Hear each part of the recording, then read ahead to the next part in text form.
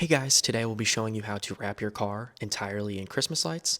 Thought I'd hop on the trend since it's a newer trend and everybody seems to be doing it these days. So I wrapped my 2023 Mark 8 GTI entirely in Christmas lights this year, and I will show you how to do it.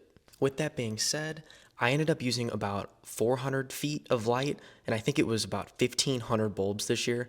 It was a little less than last year, but I didn't fully do the trunk because I ran out of time. Some of that will be shown in part 2 episode. This is going to be a 2-part series, so I just thought I'd cover everything that I used. I also ended up using just normal Scotch tape. It really worked well for me last year. I only used about 7 rolls, and it lasted up to 2 months, and I really didn't have any lights fall off. And this year, I ended up using 16, so it's a lot of tape. I did want to give a special shout out to 2 of my friends. Their Instagrams will be linked here. Please go follow them. They are really good friends to me, and they helped me get through all of this 20-something hours of labor. So go give them a follow. I do think I went a little overkill with the tape this year because I taped in between every single bulb and every bulb twice. So the chances of this falling off are pretty slim to none, but I didn't want to take any chances this year. So with that being said, enjoy the montage of me installing my lights. All right, so we started on the front fender, and obviously, as you can see, we did a trick because the lights were bunched up, so we pulled them all out so it'd be a little easier to tape them. We're using just normal Scotch tape here. We bought about 8 rolls, I believe, and we're going to try to pull it around the bumper. We did end up doing this last year, but we did have different lights, so we'll keep going.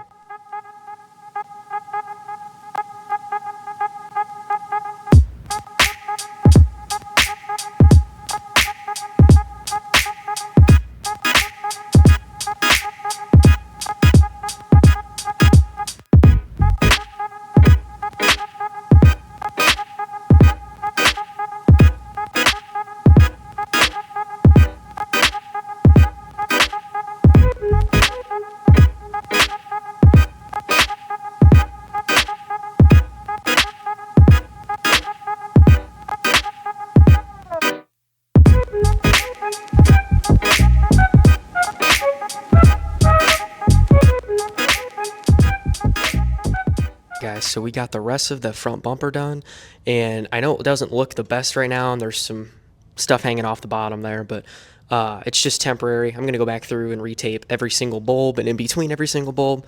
This worked really well for me last year, and just one box of those lights over there actually got that front fender over there, this entire front bumper, this fender, and I got the roof started as well. So I'll throw another time lapse in here, and I'm going to get started on the hood and the rest of the roof.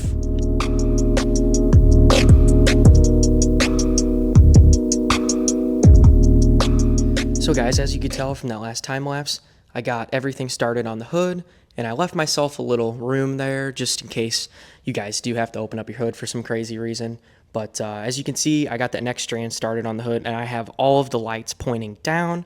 I did this last year. It just made it look a lot cleaner overall, and it just made everything look more well done, I guess, in the grand scheme of things at the end. So, but I have all those lights, and I have an empty hood, so I'm going to try to fit about 6 to 8 rows on there, depending on how many, and once I get done with that, it'll be another quick little time lapse. I'm going to probably run up over this A-pillar and probably connect into the hood somewhere.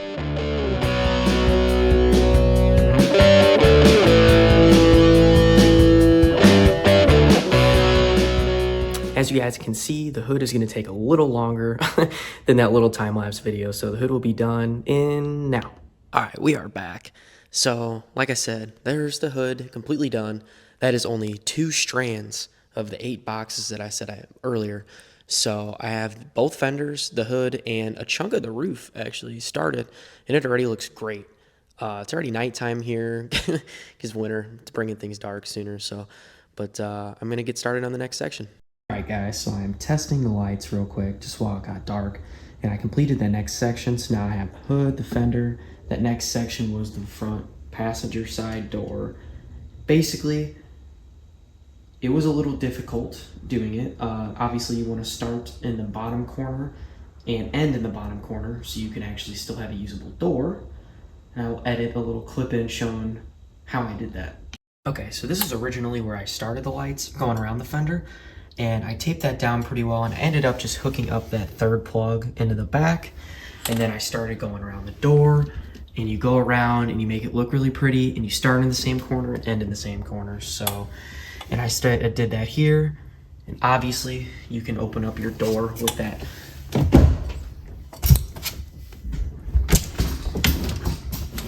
So my door is completely open, and obviously you can see that nothing broke, nothing got taken off. So, and then even with the door closed,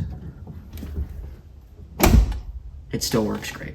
With that being said, I'm going to now run a strand of lights across the side skirt, across the bottom right here, to where the next door starts. And then I'm going to be doing a quick time lapse on how to do a car door.